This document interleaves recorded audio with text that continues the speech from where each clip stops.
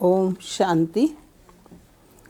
आज 17 तारीख और अव्यक्त मुरली रिवाइज कोर्स 14/10/1987 का है।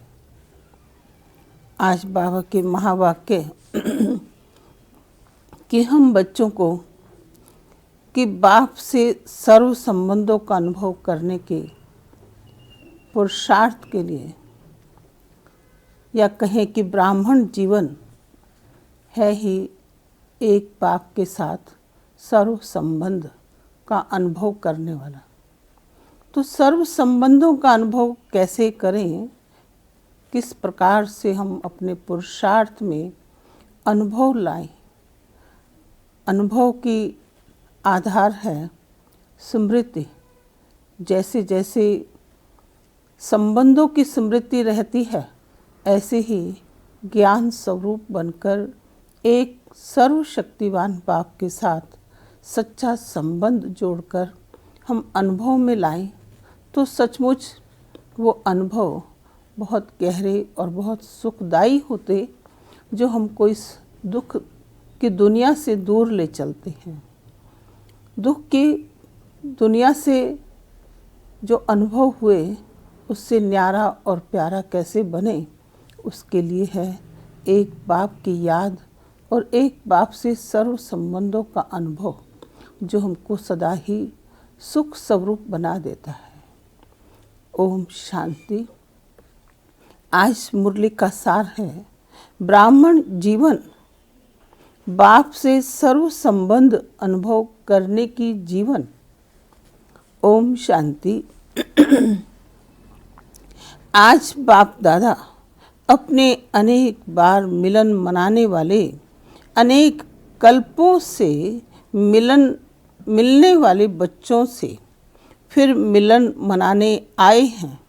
यह अलौकिक अव्यक्ति मिलन भविष्य स्वर्णिम युग में भी नहीं हो सकता। कितना महत्वपूर्ण संगम युग का अव्यक्ति मिलन है कि सिर्फ इस समय इस विशेष युग को वरदान है बाप और बच्चों के मिलने का। इसलिए इस युग का नाम ही है संगम युग, अर्थात मिलन मनाने का युग। ऐसे युग में ऐसा श्रेष्ठ मिलन मनाने के विशेष पाठधारी आप आत्माएं हों। बाप दादा भी ऐसे कोटों में कोई श्रेष्ठ भाग्यवान आत्माओं को देख हर्षित होते हैं और स्मृति दिलाते हैं। आदि से अंत तक कितनी स्मृतियां दिलाई हैं, याद करो तो लंबी लिस्ट निकल आएगी। इतनी स्मृतियां दिलाई हैं, जो आप सभी स्मृति स्वरूप बन गए हो। भक्ति में आप स्मृति स्वरूप आत्माओं के यादगार रूप में भक्त भी हर समय स्मरण करते रहते हैं। आप स्मृति स्वरूप आत्माओं के हर कर्म की विशेषता का स्मरण करते रहते हैं। भक्ति की विशेषता ही सिमरण अर्थात कीर्तन करना है। सिमरण करते करते मस्ती में कितना मगन हो जाते हैं। अल्पकाल के लिए उन्हों को भी और कोई सुध-बुध नहीं रहती। सिमरण करते करते उसमें खो जाते हैं, अर्थात लवलीन हो जाते हैं। ये अल्पकाल का अनुभव उन आत्माओं के लिए कितना प्यारा और न्यारा होता है। ये क्यों होता है? क्योंकि जिन आत्माओं का स्मरण करते हैं, यह आत्माएं स्वयं भी बाप के स्नेह में सदा लवलीन रही हैं। बाप की सर्व प्राप्तियों में सदा खोई हुई रही हैं। इसलिए ऐसी आत्माओं का सिमरन करने से भी उन भक्तों को अल्पकाल के लिए आप वरदानी आत्माओं द्वारा अंचली रूप में अनुभूति प्राप्त हो जाती है। तो सोचो, जब सिमरन करने वाली भक्त आत्माओं को भी इतना अलौकिक अनुभव होता है, तो आप स्मृति स्वरूप वरदाता विधाता आत्माओं को कितना प्रैक्टिकल जीवन में अनुभव प्राप्त होता है। इसी अनुभूतियों में सदा आगे बढ़ते चलो। हर कदम में भिन्न भिन्न स्मृति स्वरूप का अनुभव करते चलो। जैसा समय, जैसा कर्म, वैसे स्वरूप की स्मृति इमर्ज रूप में, प्रत्यक्ष रूप में अनुभव करो। जैसे अमृत वेले दिन का आरंभ होते बाप से मिलन मनाते मास्टर वरदाता बन वरदाता से वरदान लेने वाली श्रेष्ठ आत्मा हूँ। डायरेक्ट भाग्य विधाता द्वारा भाग्य प्राप्त करने वाली पद्मा पदम भाग्यवान आत्मा हूँ। इस श्रेष्ठ स्वरूप को स्मृति में लाओ। कौन सा? कि मैं मास्टर वरदाता और भाग्य विधाता आत्मा हूँ। तो बाबा ने कहा कि जैसे डायरेक्ट भाग्य विधाता द्वारा भाग्य प्राप्त करने वाली पद्मा पदम भाग्यवान आत्मा हूँ। इस श्रेष्ठ स्वरूप को स्मृति में लाओ। वरदानी समय है, वरदाता विधाता साथ में है। मास्टर वरदानी बन स्वयं भी संपन्न बन रहे हो और अन्य आत्माओं को भी वरदान दिलाने वाले वरदानी आत्मा हो। इस स्मृति स्वरूप को इमर्ज करो। ऐसे नहीं कि यह तो हूँ ही, लेकिन भिन्न भिन्न स्मृति स्वरूप की समय प्रमाण अनुभव करो। तो बहुत विचित्र खुशी, विचित्र प्राप्तियों का भंडार बन जाएंगी और सदैव दिल से प्राप्ति के गीत स्वतः ही अनहद शब्द के रूप में निकलता रहेगा। क्या शब्द? कि पाना था सो पा लिया, अब कुछ बाकी ना रहा। इसी प्रकार भिन्न भिन्न समय और कर्म प्रमाण स्मृति स्वरूप का अनुभव करते जाओ। मुरली सुनते हो तो यह स्मृति रहे कि गॉडली स्टूडेंट लाइफ अर्थात ईश्वरीय विद्यार्थी जीवन अर्थात भगवान का विद्यार्थी हूँ। स्वयं भगवान मेरे लिए परम धाम से पढ़ाने लिए आए हैं। यही विशेष प्राप्ति है जो स्वयं भगवान आता है। इसी स्मृति स्वरूप से जब मुरली सुनते हैं तो कितना नशा होता है। अगर साधारण रीति से नियम प्रमाण सुनाने वाला सुना रहा है और सुनने वाला सुन रहा है तो इतना नशा अनुभव नहीं होगा। लेकिन भगवान के हम विद्यार्थी हैं। इस स्मृति को स्वरूप में लाकर फिर सुनो। हम भगवान के कौन हैं?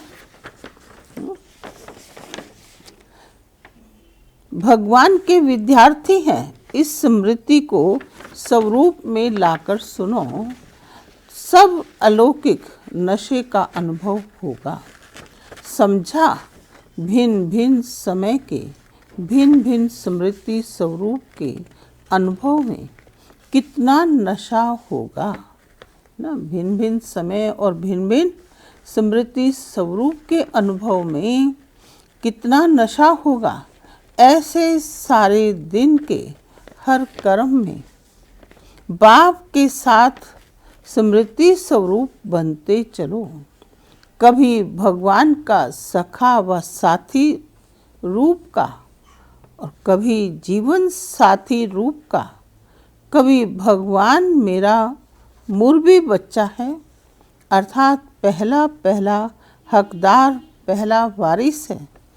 कोई ऐसा बहुत सुंदर और बहुत लायक बच्चा होता है तो माँ बाप को कितना नशा रहता है कि मेरा बच्चा कुल दीपक है, वह कुल का नाम वाला करने वाला है।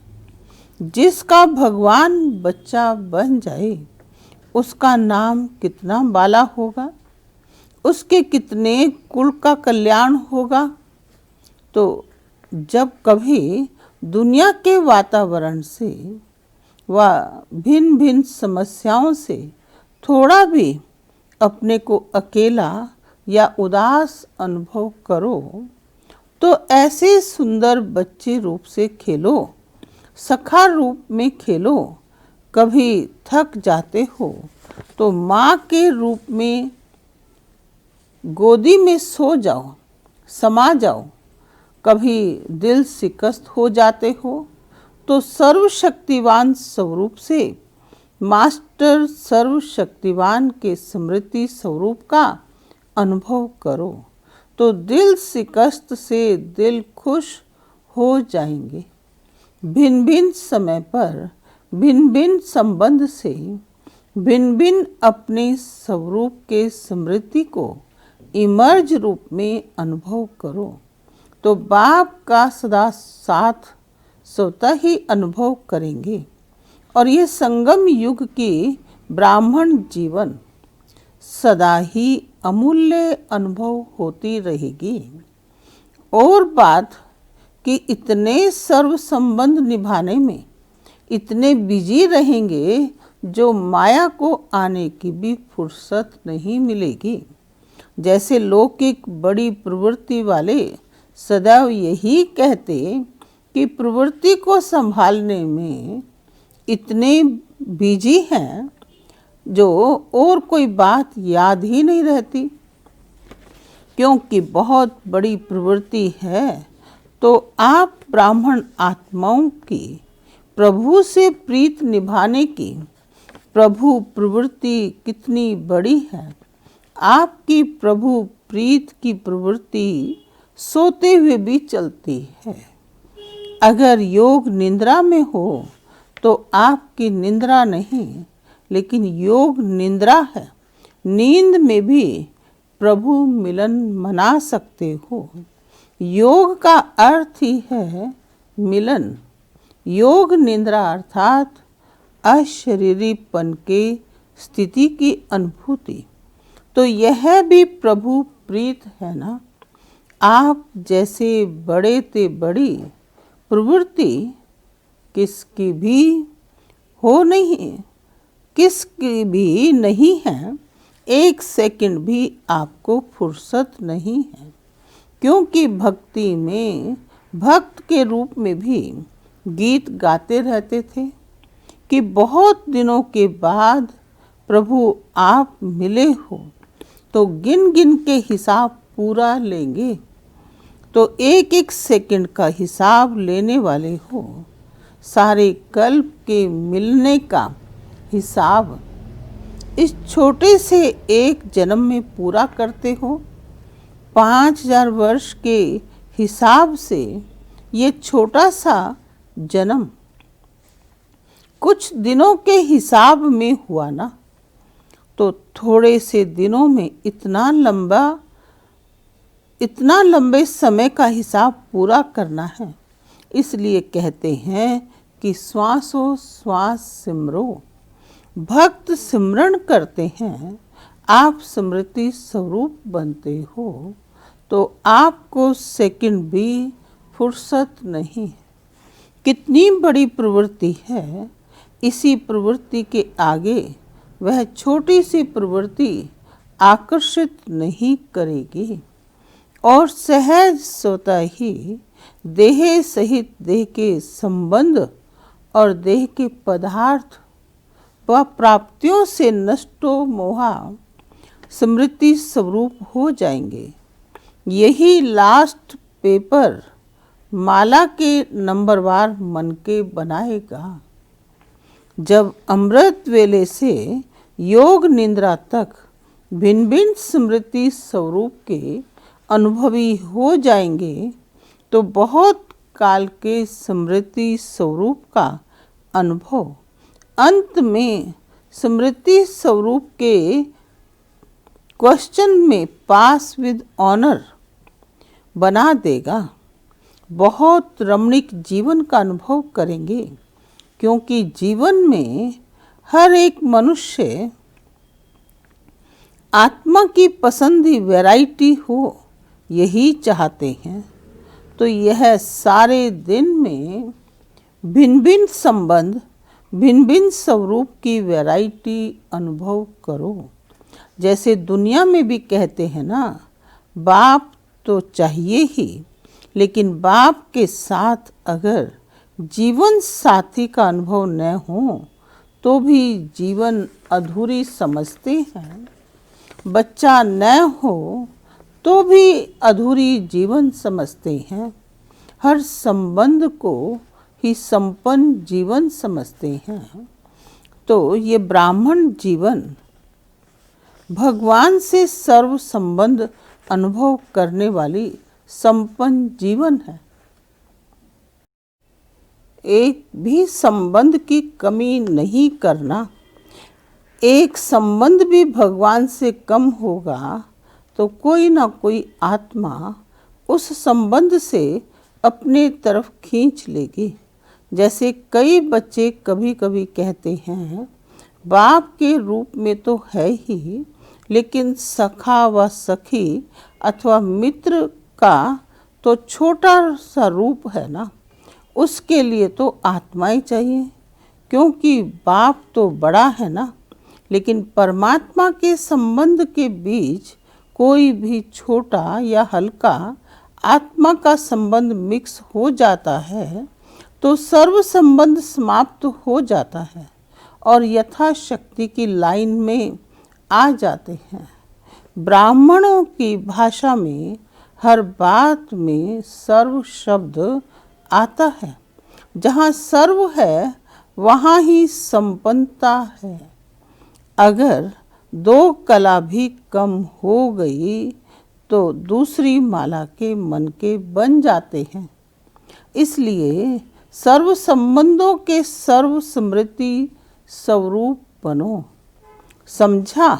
जब भगवान खुद सर्व संबंध का अनुभव कराने की ऑफर कर रहे हैं तो ऑफरिंग लेना चाहिए ना। ऐसी गोल्डन ऑफर सिवाय भगवान के और इस समय के न कभी और न कोई कर सकता।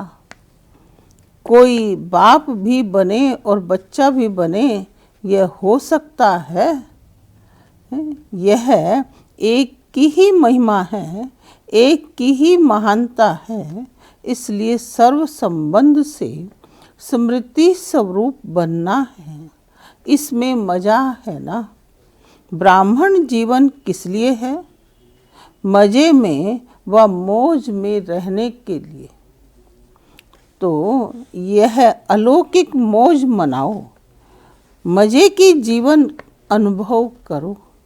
अच्छा, आज दिल्ली दरबार वाले हैं, राज्य दरबार वाले हो या दरबार में सिर्फ देखने वाले हो।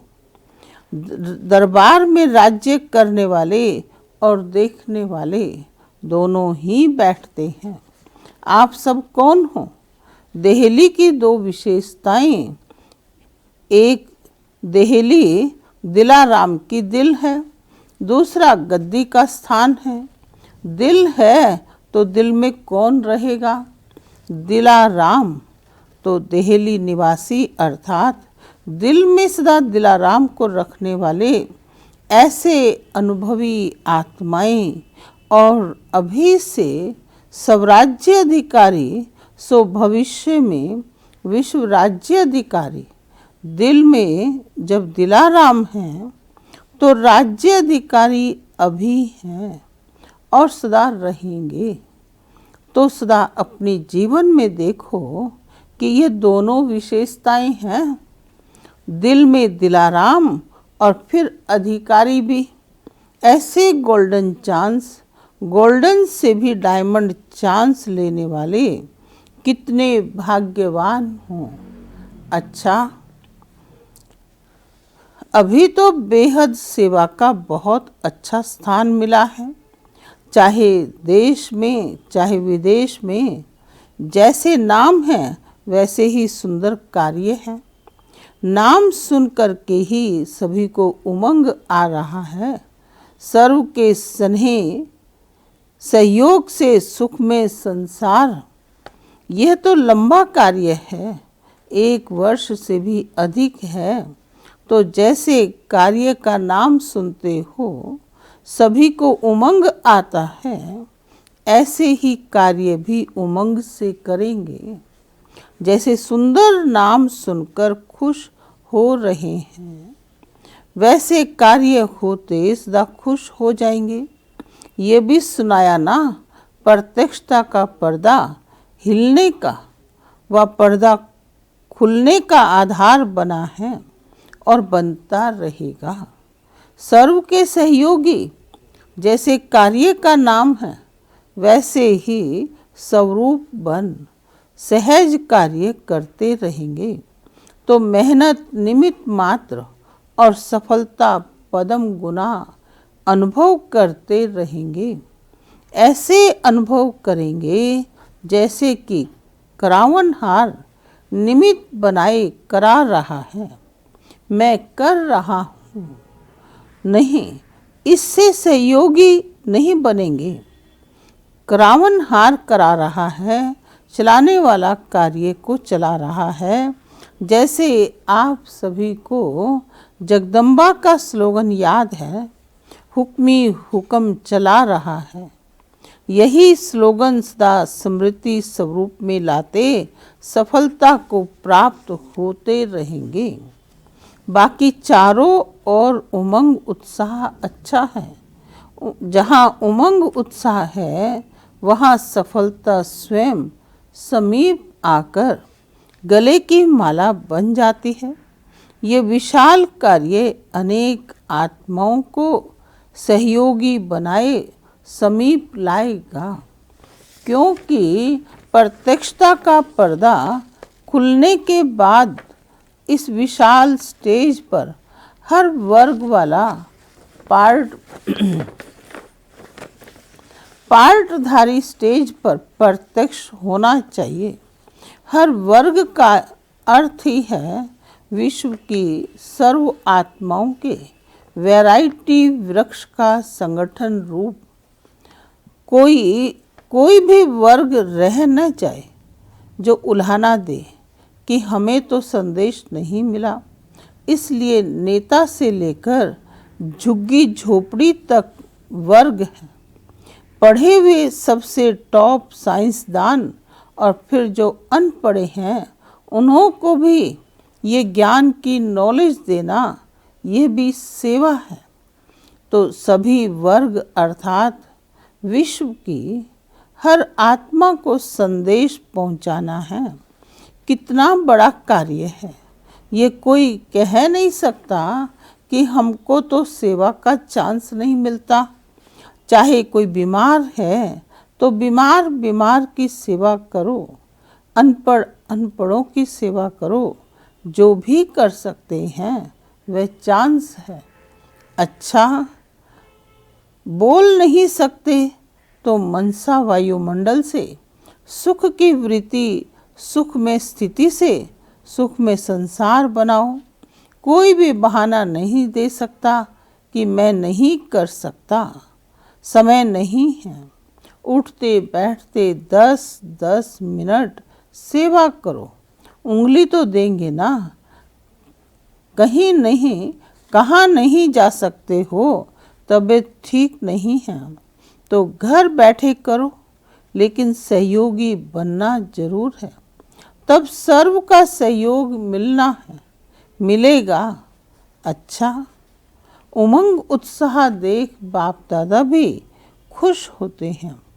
सभी के मन में लगन है कि अब प्रत्यक्षता का पर्दा खोल के दिखाएंगे। आरंभ तो हुआ ना, तो फिर सहज होता जाएगा। विदेश वाले बच्चों के प्लान्स भी बाप दादा तक पहुंचते रहते हैं।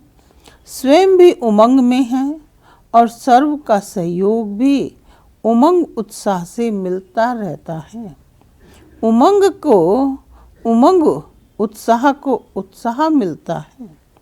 यह भी मिलन हो रहा है, तो खूब धूमधाम से इस कार्य को आगे बढ़ाओ। जो भी उमंग उत्साह से बनाया है और भी बाप के सर्व ब्राह्मणों के सहयोग से, शुभ कामनाओं, शुभ भावनाओं से और भी आगे बढ़ता रहेगा। अच्छा, चारों ओर के सदा याद और सेवा के उमंग उत्साह वाले श्रेष्ठ बच्चों को सदा हर कर्म में स्मृति स्वरूप की अनुभूति करने वाले अनुभवी आत्माओं को सदा हर कर्म में बाप के संबंध का अनुभव करने वाले, बाप के सर्व संबंध का अनुभव करने वाले श्रेष्ठ आत्माओं को सदा ब्राह्मण जीवन की मजे की जीवन बिताने वाले महान आत्माओं को बाप दादा का अति स्नेह संपन्न याद प्यार स्वीकार हो। ओम शांति।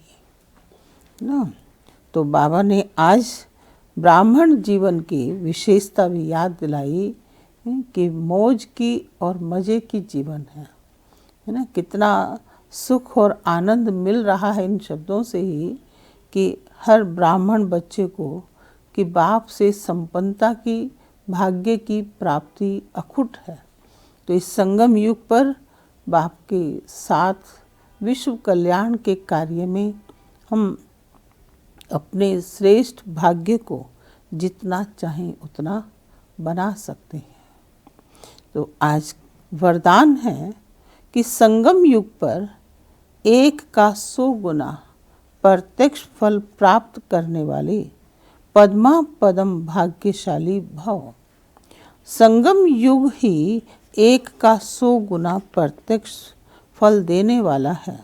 सिर्फ एक बार संकल्प किया कि मैं बाप का हूँ, मैं मास्टर सर्वशक्तिवान हूँ, तो माया जीत बनने का, विजयी बनने के नशे का अनुभव होता है। श्रेष्ठ संकल्प करना यही है बीज और उसका सबसे बड़ा फल है, जो स्वयं परमात्मा बाप भी साकार मनुष्य रूप में मिलने आता है। इस फल में सब फल आ जाते हैं। तो स्लोगन है कि सच्चे ब्राह्मण वह हैं जिनकी सूरत और सीरत से प्योरिटी की पर्सनैलिटी व रॉयल्टी का अनुभव हो। समझे कि स्लोगन में बाबा ने कहा कि सच्चे ब्राह्मण वह है जिनकी सूरत और सीरत से प्योरिटी की पर्सनैलिटी की रॉयल्टी का अनुभव हो।